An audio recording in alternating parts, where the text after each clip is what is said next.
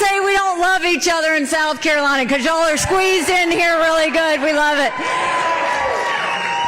You know, I can tell you we were in Iowa and the wind chill was -40. And we had a good time, and then we went to New Hampshire and it was like 7 degrees. But the people in New Hampshire were really good to us. But let me tell you, when we got off the plane this morning, it's a great day in South Carolina.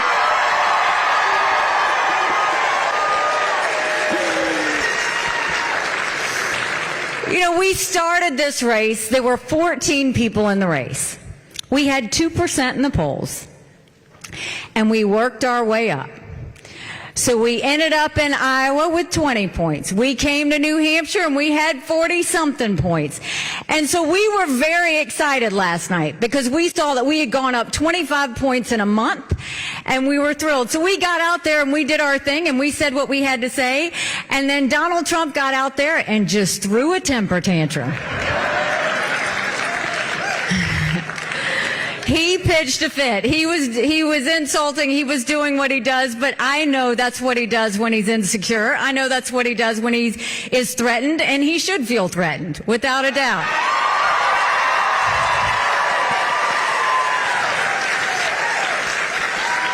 You know, it's interesting because a few days ago, he was going on and on about me. I mean, for a while.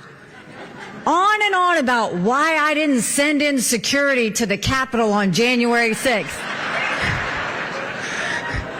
He said it over and over and over and over again. I mean, somebody's got to tell him I wasn't there on January 6th. I've never been at the Capitol working in a job like that, but I think he was a bit confused, and so we'll let that pass. But the thing is, you look at what's happening. And out of everything that he said in his rant, he didn't talk about the American people once. He talked about revenge. He didn't talk about the fact that we've got an economy in shambles and an inflation that's out of control. He didn't talk about the fact that we only have 31% of 8th graders in our country who are proficient in reading. He didn't talk about what we were going to do to get the lawlessness on the border under control. He didn't talk about what we were going to do to bring law and order back to our country. He didn't talk about what he was going to do to help all the wars that we're in and to keep us from going to war. He didn't talk about any of that.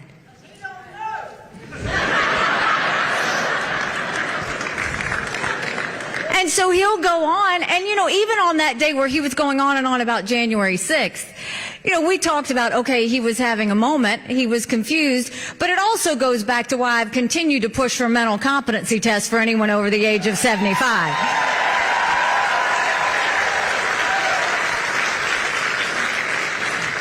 And so he got upset, and he said that he would take one and he'd challenge me to one and that he would beat me. Maybe he would, maybe he wouldn't. But what I said is, okay, well, if that's the case, then get on a debate stage and let's go.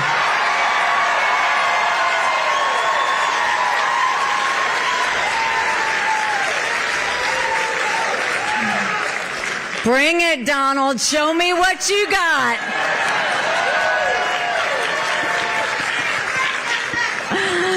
You know, it's great to be here back in South Carolina, and we've been through so much together. I mean, you go back and you look at all the fights that we've had and all the things we've done to better South Carolina. It makes me so proud. The first thing I think about is what happened when we saw a lot of legislators voting by a voice vote. What did we do when we were here in South Carolina? We said we weren't going to have them vote by a voice vote. We made them start showing their votes on the record for every one of you to see.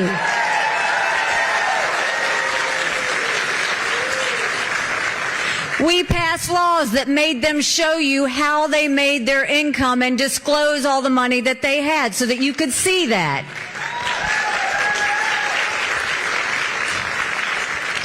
We said if you have to show picture ID to buy Sudafed, if you have to show picture ID to get on a plane, you should have to show picture ID to protect the integrity of the election process.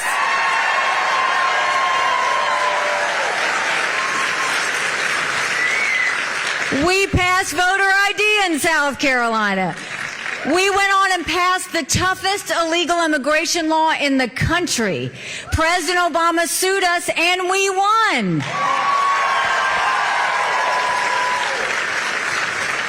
We said no to Guantanamo Bay prisoners. We said no to Syrian refugees. We passed tort reform. We did pension reform. We cut taxes. We paid down our debt. And South Carolina was proud.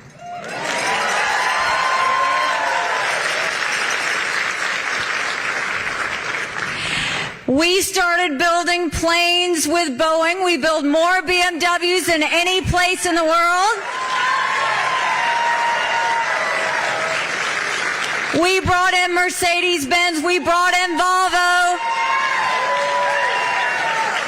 5 international tire companies. And yes, they were referring to us as the beast of the Southeast, which I still love.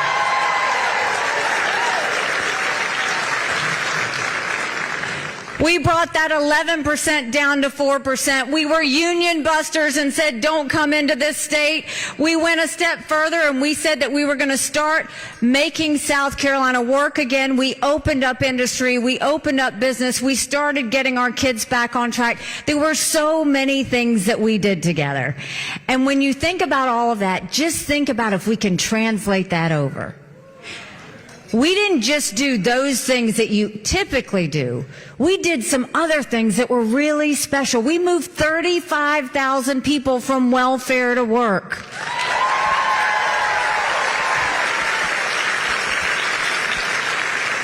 We put reforms in our prison system, and South Carolina now has the lowest recidivism rate in the country.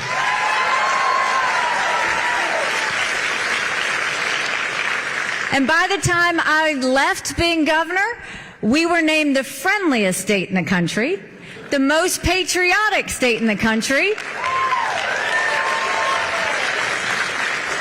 and the one you're not going to be so happy with me about, we were named the number 2 state in the country people were moving to. But South Carolina has grown, and I've continued to be proud. And now you look at the country, and it's tough. You don't have to turn on the news to know how tough it is. We are $34 trillion in debt. We're having to borrow money just to make our interest payments. China owns some of that debt. Now, I would love to tell you that Biden did that to us. And he sent us down this roller coaster of socialism that's dangerous, that we have to stop. But I've always spoken to you in hard truths, through good times and bad. And I'm going to do that with you tonight. Our Republicans did that to us too.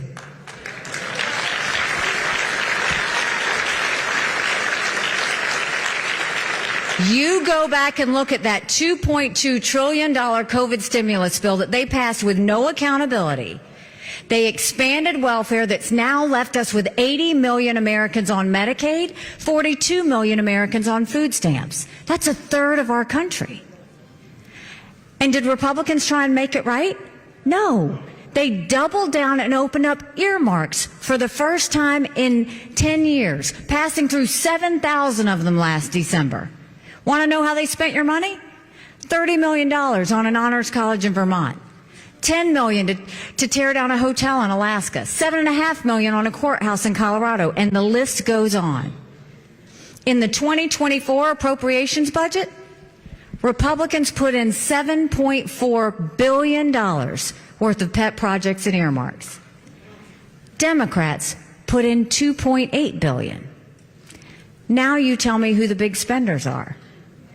All while 1 in 6 American families can't pay their utility bill.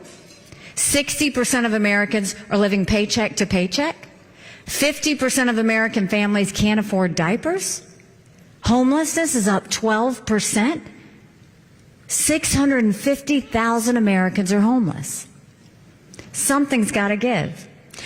There are very few people who understand the value of a dollar, but I do want to say I have one friend that I am proud that stands with me because he fights for your tax dollars every day. Ralph Norman, thank you, thank you, thank you.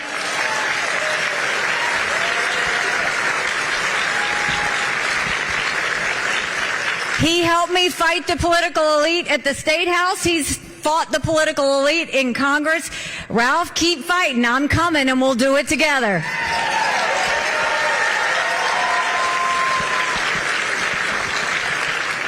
So how do we fix our economy? The first thing we do is let's claw back the over $100 billion of unspent COVID dollars that are still sitting out there. Instead of 87,000 IRS agents going after middle America, let's go after the hundreds of billions of dollars of COVID fraud. 1 out of every $7 was spent fraudulently.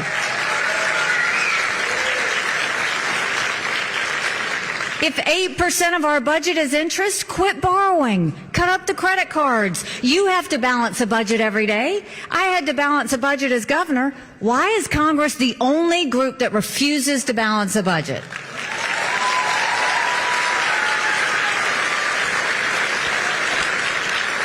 We'll stop the spending, we'll stop the borrowing, we'll eliminate the pet projects and earmarks, and I will veto any spending bill that doesn't take us back to pre-COVID levels.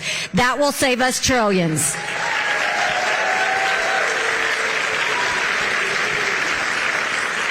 And then we're going to reduce the size of the federal government. We're going to take as many federal programs as we can and send them down to the state level.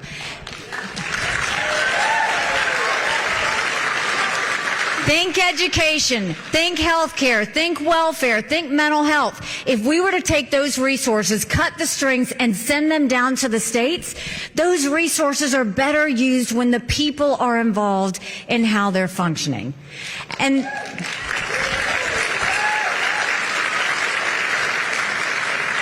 then we need to open up the middle class. The rich are getting richer and the poor are getting poorer.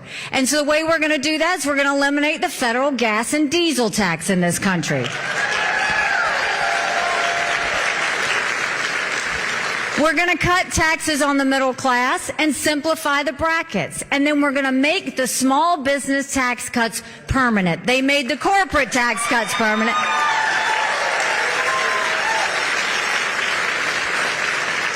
They took care of the corporations, but they didn't take care of the small businesses. When we make those permanent, that is showing what I have always believed. Small businesses are the heartbeat of our economy. We need to start acting like it.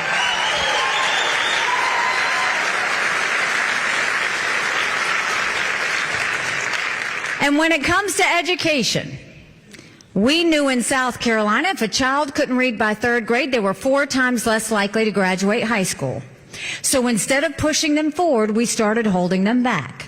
We brought in their parents, we did reading remediation, and we set them up for success. We have got to do that all over our country. Only 31% of 8th graders are proficient in reading. We've got to get our kids reading again. And then we need to make sure that no parent should ever wonder what's being said or taught to their child in the classroom. We need complete transparency in the classroom.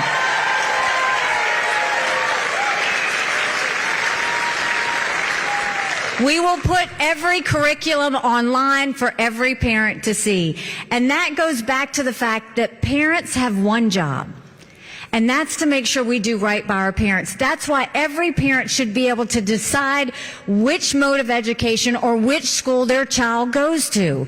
Every child deserves a good education regardless of where they're born and raised. Stop mandating them based on a zip code.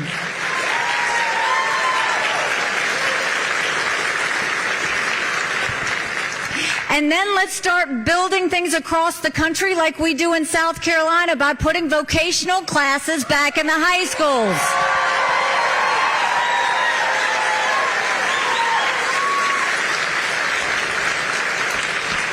And as a point of personal privilege, to all you girl dads out there and all you strong moms, we have to raise strong girls. Strong girls become strong women. Strong women become strong leaders.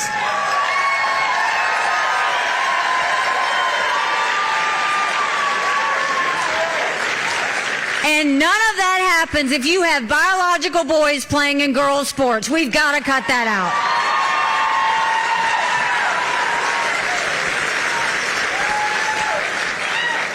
And then when it comes to the border, right? It doesn't even look like the United States of America anymore. I can't believe our country would allow this to happen. 8 million illegal immigrants have come to that border. We had enough fentanyl cross that border last year that would kill every single American. Number one cause of death for adults 18 to 45, fentanyl. And don't think for a second China doesn't know what they're doing when they send it over. You know, in South Carolina, when we put the toughest illegal immigration law in the country, when Obama sued us over it, we fought and we won. We need to take what we did in South Carolina and we need to go national with it.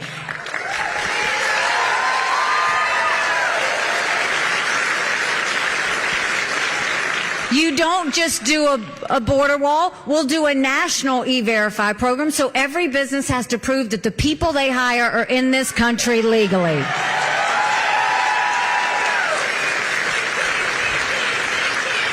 We will defund sanctuary cities once and for all. No more safe havens in America.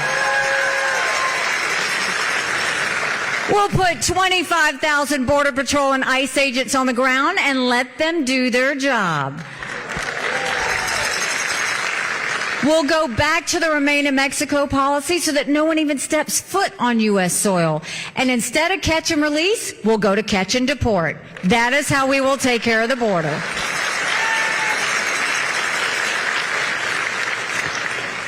And you know, growing up in Bamberg, South Carolina, oh, we got one person from Bamberg out there. My parents always taught me that you take care of those who take care of you. I'm going to ask you if we're taking care of those who take care of us. Right now in America, over 35,000 of our veterans are homeless. 1 in 3 suffers from PTSD or thoughts of suicide. We lose 22 heroes a day to suicide. If a veteran needs a doctor's appointment at the VA, on average, takes 29 days. Why 29 days? Because on the 30th day, they can go to the doctor or hospital of their choice. So midway through the 29 days, they get a call to reschedule, and the clock starts all over again. It's shameful how we treat our veterans.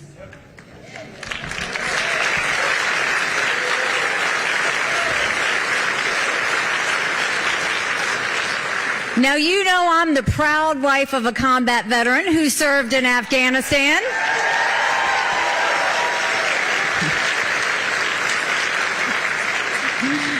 He was deployed when I was governor. He left me as a single mom governor, and yes, we are still married. God bless him. But you know, when he came back home to us, that was a lot of prayers answered. But that was the easy part.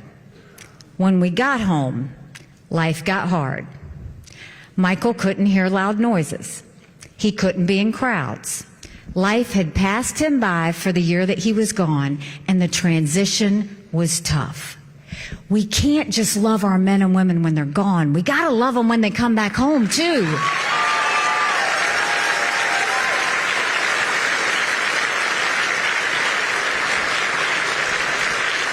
Let's do more than just the 2-week transition. Let's take care of them for the long haul. And we'll do that by having telehealth. Let's get them the mental health care they need right when they need it.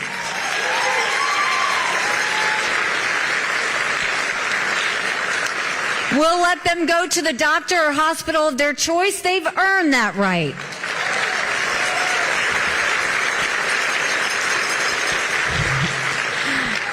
And the way I think we're going to take care of veterans' health care, I think every member of Congress should have to get their health care from the VA, and you watch how fast that gets fixed.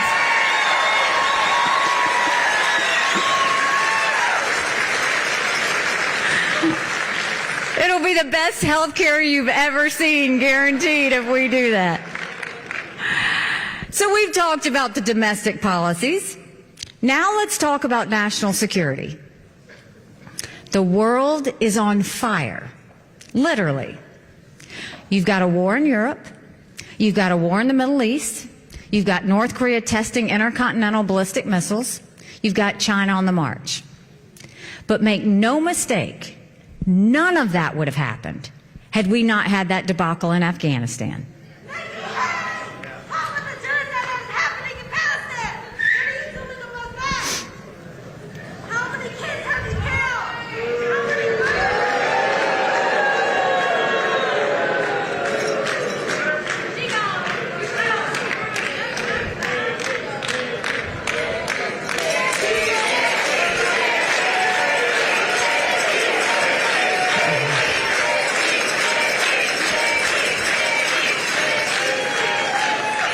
You know, I never mind protesters like that because my husband and his military brothers and sisters sacrifice for us every day for them to be able to do that.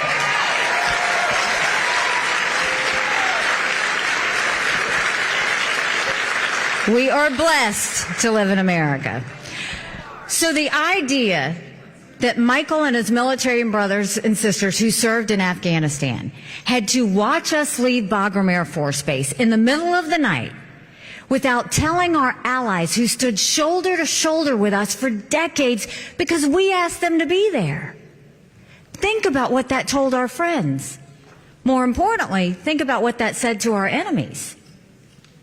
We've got to start looking at foreign policy differently, right? I'll give you an example. When I was at the United Nations and we moved the embassy from Tel Aviv to Jerusalem, we were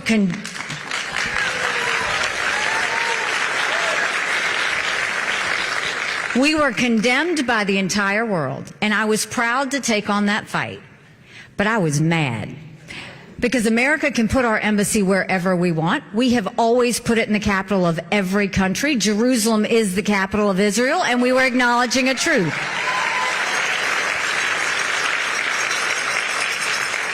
But I went to my office and I said, I want you to put a book together. I want you to list all 193 countries at the UN. I want the second column to be the percentage of times they voted with the U.S. and against the U.S. And I said, I want the third column to be how much foreign aid we give them.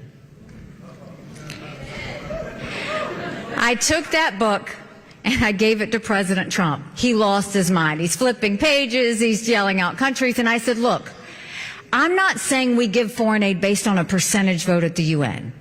But that should be one of the things we look at. Quit trying to buy friends. Quit trying to pay off enemies.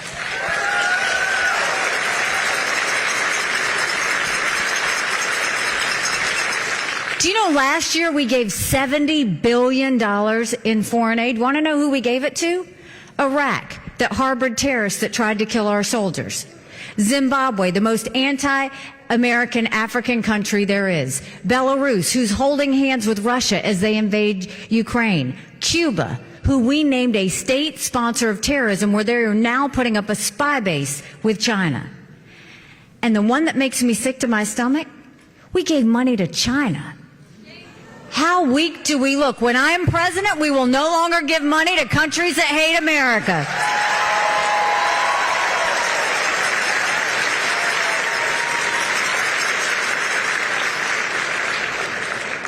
And when it comes to our biggest national security threat, we have to start taking China head on.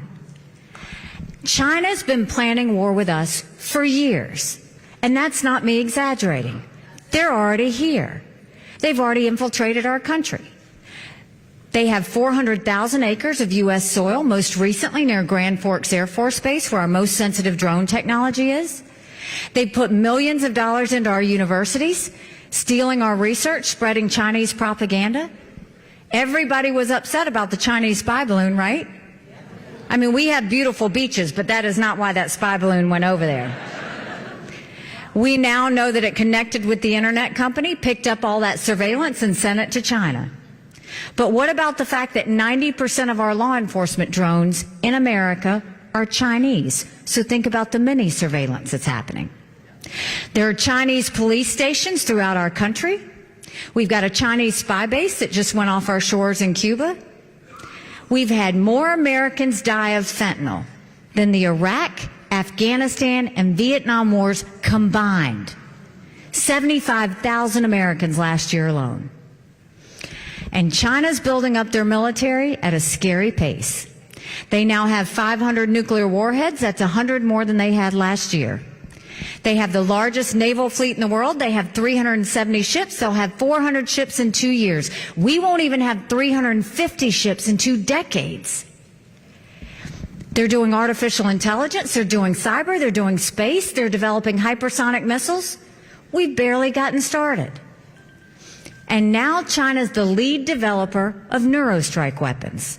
Weapons engineered to change the brain activity of military commanders and segments of the population. That's who we're dealing with. So don't let Biden tell you that China is a competitor. Because I dealt with China every single day at the United Nations. They never looked at us as a competitor. They always looked at us as an enemy. We've got to start looking at them the way they look at us.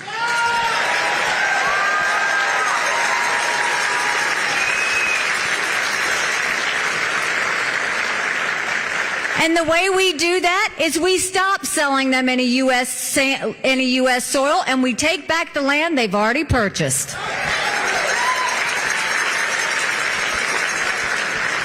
We go to our universities and we say, you either take U.S. money or you take foreign money, but the days of taking both are over, and we get that foreign intrusion out of our schools. We blacklist any technologies that builds up their military and threatens America. And we go to China and say, we're going to end all normal trade relations with you until you stop murdering Americans with fentanyl. You watch how fast they move. They need our economy.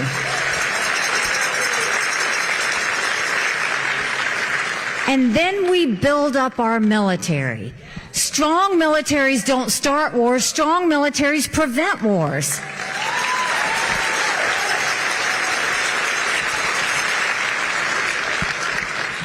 And the way you build up a strong military is not by throwing a lot of money at it. You actually clean it up. You get rid of the bureaucracy. You get rid of the red tape. You make sure they stop playing favorites with defense contractors. And instead, what you do is you modernize. Right now, we've got too many generals focused on wars of the past, land, air, and sea. They need to be looking at the threats of the future, artificial intelligence, space, cyber, hypersonic missiles, submarines. Those are the things we're going to need for the future.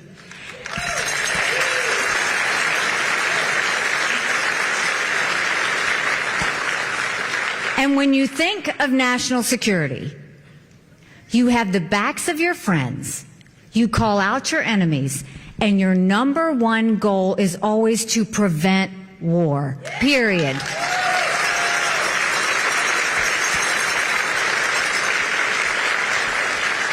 So we know what we need to do domestically, we know what we need to do with national security, but now we've got to acknowledge some hard truths to get that to happen.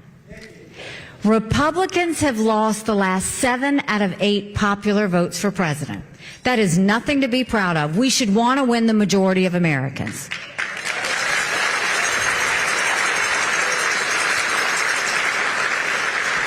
But the only way we're going to win the majority of Americans is if we have a new generational conservative leader.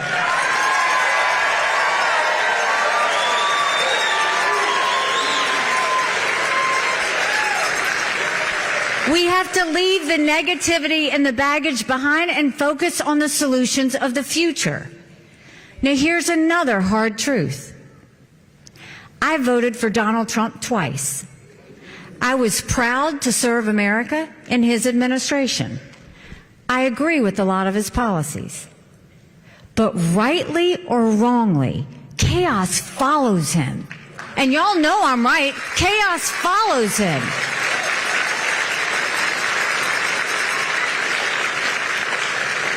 And we can't have a country in disarray and a world on fire and go through 4 more years of chaos. We won't survive it.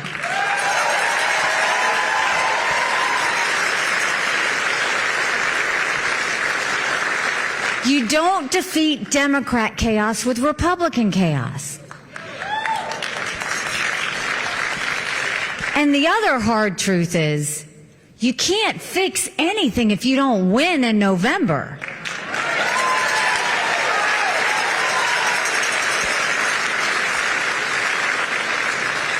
You look at any of these general election polls, and Joe Biden and Donald Trump are even, we're going to see the same thing we saw in 2018, in 2020, in 2022.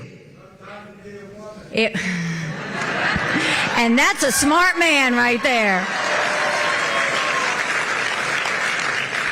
If you've lost 3 times, what makes you think the 4th time is going to be different?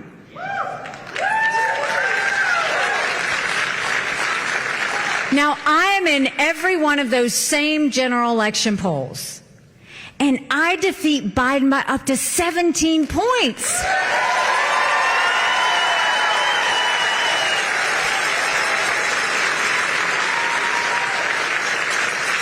That's bigger than the presidency. That's governorships. That's House. That's Senate. That's all the way down to the school board.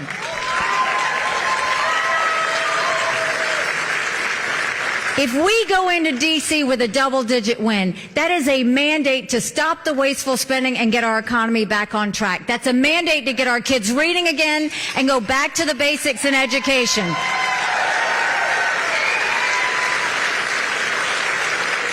That's a mandate to secure our borders with no more excuses.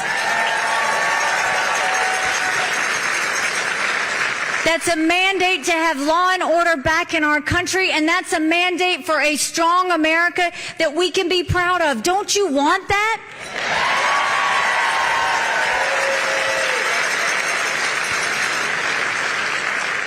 Because we could have that, but it's going to take a lot of courage. Courage from every person in this room. Courage for me to run. And courage for every one of you to know, don't complain about what happens in a general election if you don't play in this primary. It matters.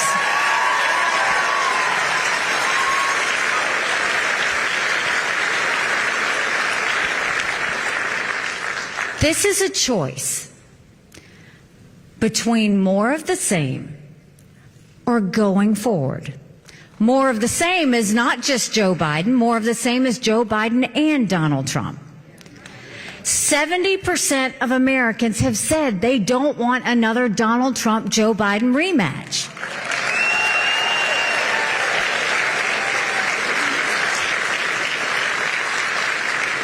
The majority of Americans disapprove of Donald Trump and they disapprove of Joe Biden. And with everything going on in our country and our world, are we really going to give ourselves the choice of 2 80-year-olds running for president?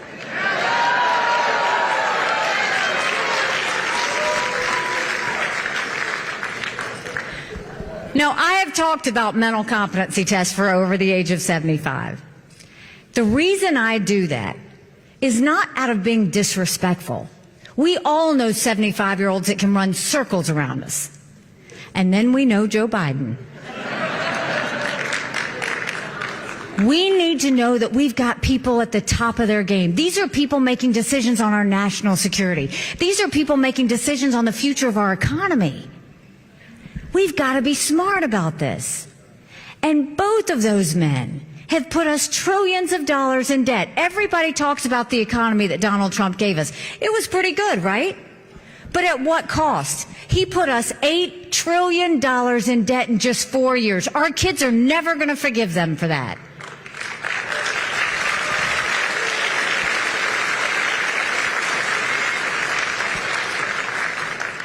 So it's a real choice. And when you look at Joe Biden and Donald Trump, what do they talk about? They talk about the past. They talk about grievances. They're focused on their investigations, both of them. We don't have time for that chaos. We just don't.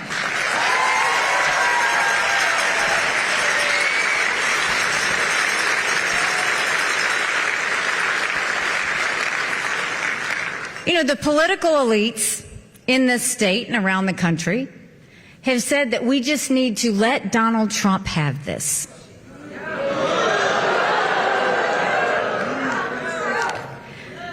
Listen, we've only had 2 states that have voted. We got 48 more that deserve to vote.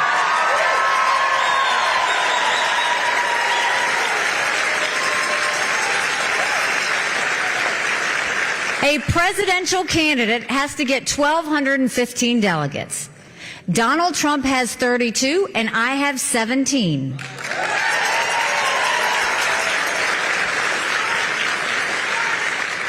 So we are not going to sit there and just give up. We're going to sit there and we're going to fight, because Americans deserve better than what they have in these two options, and we're going to give it to them.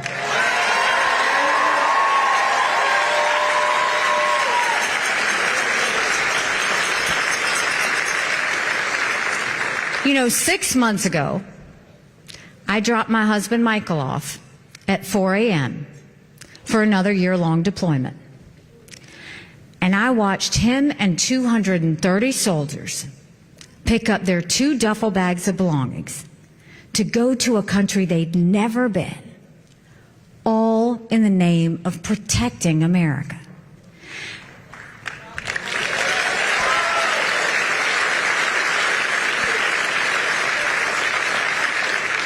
They're willing to sacrifice their lives and their families because they still believe in this amazing experiment that is America. So if they're willing to fight for us there, shouldn't we be willing to fight for America here?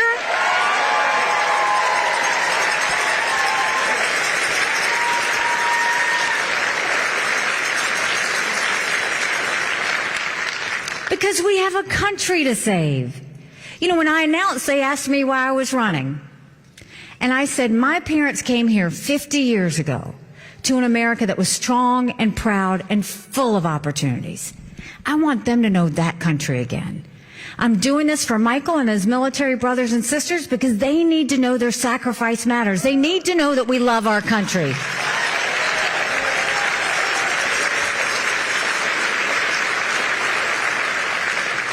I'm doing this for my daughter who just got married, and I saw how hard it was for her and her husband to buy a home. The average home buyer in America now is 49 years old. The American dream is leaving them.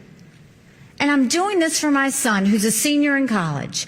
And I am tired of watching him write papers of things he doesn't believe in just to get an A. That is not us. That is not America.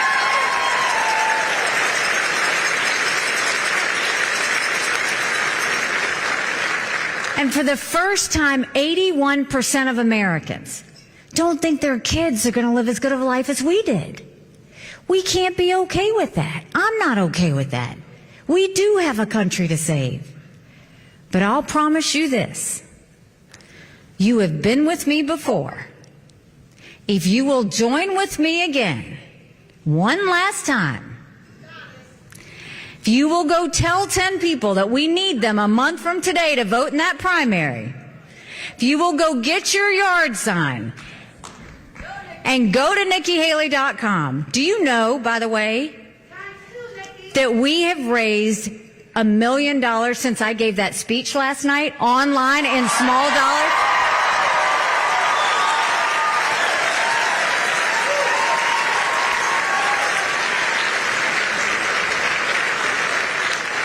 We have had 200,000 donors from all 50 states. 95% of those donations are $200 or less.